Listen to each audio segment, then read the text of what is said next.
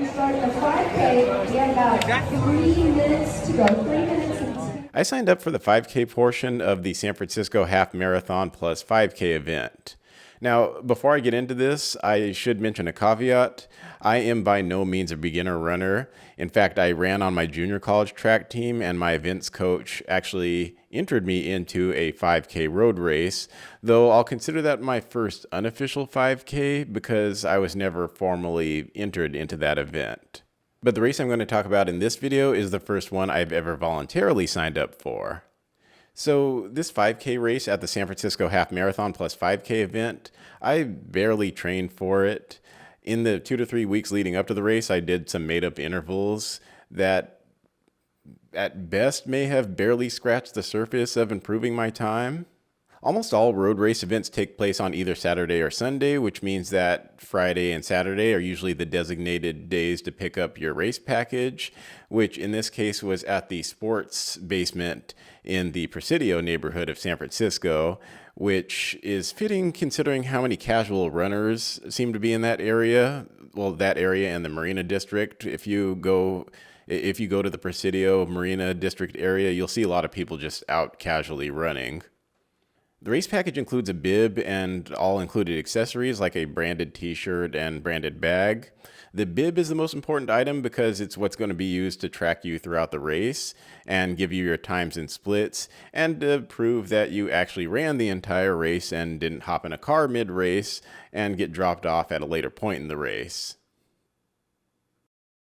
When you pick up your race package, you'll also probably pick up a clear plastic bag that you can keep your race day stuff in, so you can keep it in one of the race event's designated secure, well, hopefully secure storage areas that you could pick up after the race. The 5K I signed up for was scheduled for Sunday, November 5th at 7:15 a.m. we'll make it in about 2 or 3 minutes here. Your starting time for the 5K is at 7:15. All right, 8 stations. In the days leading up to the race, I felt a little under the weather. I was getting chills and vertigo during the day and night sweats during my sleep, but for whatever reason, on race morning, I felt fine. That morning, I woke up at 5 a.m. to eat, mainly to get some carbs into my system. I ate 2 chocolate-covered graham crackers that I got the day before at Z Cioccolatto. Each of the chocolate-covered graham crackers is the size of a half graham cracker. And Z Cioccolatto is a candy store I frequent in North Beach because I am a chocolate connoisseur, if I do say so myself. Just need a monocle and a top hat. Anyway, I discovered the magic of chocolate-covered graham crackers a couple of months ago when I made some s'mores, and the s'mores reminded me that I'm not a big fan of marshmallows, so I tried the chocolate graham cracker combo, and that tasted much better. I then ate this before one of my workout runs, and I felt great during that workout run. But generally all that matters before a race is getting in some carbs. Since the starting line was about 1.5 miles from my apartment, I just did a shakeout/warm-up run to get to the start line. And I'm thankful I didn't have the pre-race nervous poops because the lines for the porta potties were about what I expected for a running event.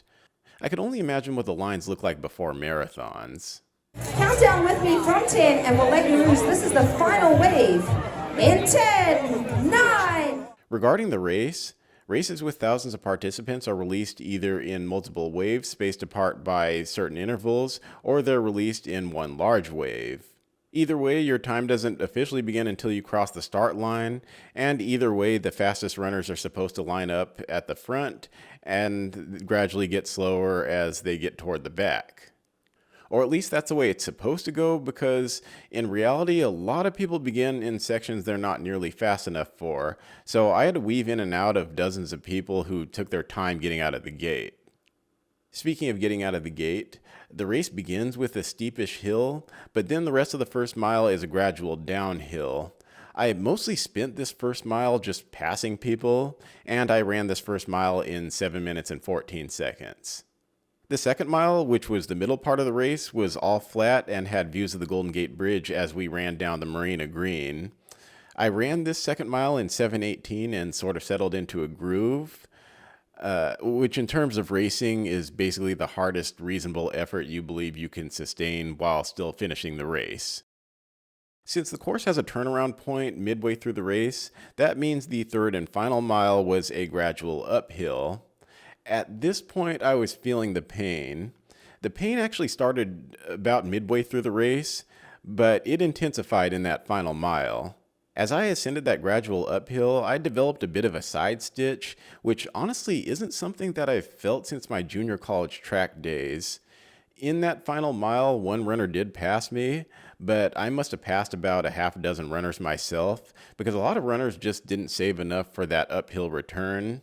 Not to mention that I think I'm in pretty good shape for someone who didn't even formally train for this event.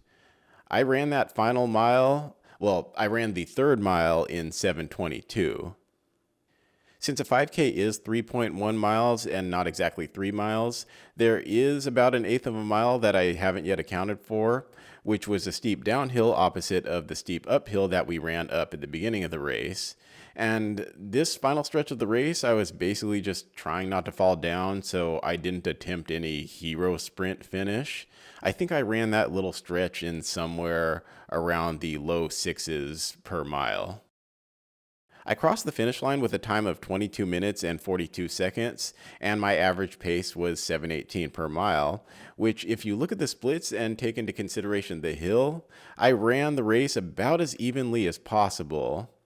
The middle part of the race was mostly flat, so naturally I ran that middle mile in the same 7:18 that ended up being my average overall pace. The first mile was a gradual downhill, which I ran 4 seconds faster than my average pace, and I ran that at 7:14. And the third mile was a gradual uphill, which I ran 4 seconds slower than my overall average pace, and I ran that at 7:22. Or I should say in 7:22. You'll have to forgive me because this is the first video I've done in a while where I'm not just reading my script word for word. I'm just trying to take notes and deliver the points a little bit more naturally than I've done in most of my videos. So there are going to be some hiccups in my next few videos. Anyway, on to my next point. In this race, my aerobic strength felt pretty good. It was my speed that felt like an issue, which is the opposite of college Raymond, who had way more speed than aerobic strength. This isn't surprising because speed is one of the first athletic attributes that leave you with age, and in this race I just didn't have another gear, and in a moment I'm going to talk about how I'm going to address that. Out of the nearly 1,400 5K runners, I finished 39th overall and 4th in my age group. So I had to settle for a participation medal, but at least I was good enough to get onto the second page of 55 pages of results. But this is just the beginning. As I mentioned at the beginning of the video, I was a track athlete in junior college, which means I have the pedigree of someone who's not going to settle for finisher medals every race I enter, even if my time suggests I'm nowhere near an impressive athlete. Sure, I'm not going to win awards every race. In fact, my current fitness is nowhere near that level. But I have enough experience to know that getting better at running is a long, slow grind where it can take years to trim a relatively small amount of time off of a personal best at any given event, especially with age. Going forward, I plan to train for the 5K because I believe I still have the potential to at least compete regularly for age-based prizes, even if I never actually win a race outright. And the 5K is a stepping stone for longer events like the 10K, half marathon, marathon, and beyond.